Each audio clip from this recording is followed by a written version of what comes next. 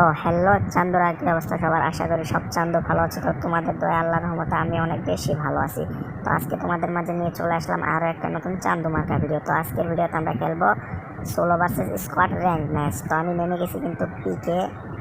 তো গাইস আমার কাছে কিন্তু রয়েছে একে আর ম্যাক্স 7। তো দেখা যাক এগুলি দিয়ে আমি কিল করতে পারি কিনা। যদিও আমি ম্যাক্স 7 দিয়ে খেলতে পারি না, কিন্তু একে দিয়ে মোটামুটি খেলতে পারি, লং রেঞ্জে আসলে মারতে পারবো।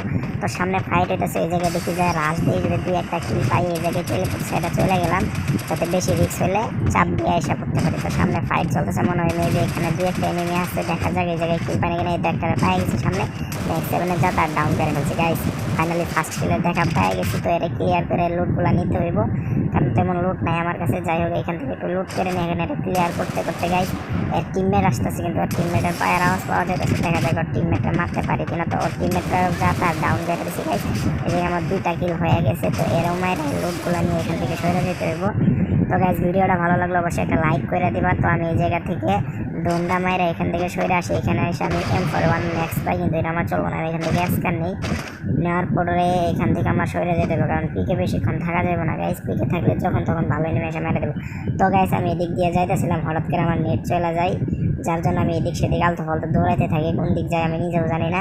নেট চলে গেছে জন্য এই জায়গায় এসে বৈশা পড়ি। তো গাইস অনেকক্ষণ পরে আমার যখন নেট আসার পরে আমি তো পুরো অবাক হয়ে যাই যে আমার সামনে একটা এনিমি গাইস আমার সাথে টিম আপ করতেছে। মানে আমি এটা দেখে পুরো অবাক হয়ে যাই, এখনকার যুগেও কেউ টিম আপ করতে পারে ভাই, এটা তো দেখায় যায় না। এটা ওল্ড একটা স্মৃতি মনে পড়ে গেলো। যাই হোক এই প্লেয়ারটার লগে আমি টিম আপ করি, টিম আপ করে ওর লগে আমি এরপরে ম্যাচটা খেলবো। মানে ওরা আমি আমার টিমমেট বানাই নেই, ওরও কিন্তু টিমমেট আছে, কিন্তু ওরা কেউ আমার কাছে আসে না, কিন্তু ও একাই আমার সাথে থাকে। তো দেখা যাক ওরা নিয়ে আমি এখন ম্যাচটা ভুইয়া করতে পারি কিনা।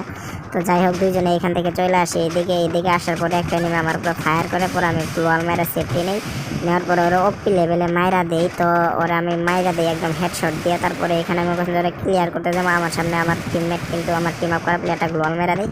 তো আমি ভাবছি হয়তো ওই কিলটা নেবো, তার জন্য আমি কিলটা ক্লিয়ার করি। ক্লিয়ার করার পরে আমি বুঝতে পারি যে আসলে এটা টিমমেট ছিল। যাই হোক তারপরে ওর কাছে আমি টিম আপ করে আর টোকেন মুকেন দিয়ে এখান থেকে সরে আসি। আসার পরে গেছে এদিকে ওই একটা এনিমিরা ডাউন করতে, আমি ওইটা দেখতে যাই, ওর কিলটা চুরি করে ফেলাই। তো গাইজ এটা একটা হাস্যকর কাহিনী যে আমি খুশা দেওয়ার লাগে কিলটা চুরি হয়ে যায়। যাই হোক ওর কাছে আমি দুইবার বেমানি করে নিলাম। তো এরপরে গাইজ আমরা সামনের দিকে চলে যাই। আমার সামনে একটা এনিমি আছে, এটার আমি মারতে যাই। তো ওরা আমি প্রথমে ড্যামেজ দিয়ে দেওয়ার পরে ওই গ্লোয়াল মাইলা ফেলে, পরে ওই গ্লোয়াল ফাটাইতে যায় গাইস। এই জায়গায় গ্লোয়াল ফাটানোর সময় আমার টিম আপ করা প্লেয়ারের গুলিগুলো ভুলবশত এসে আমার শরীরে লাগে, যার ফলে এই জায়গায় আমি মরে যাই গাইস।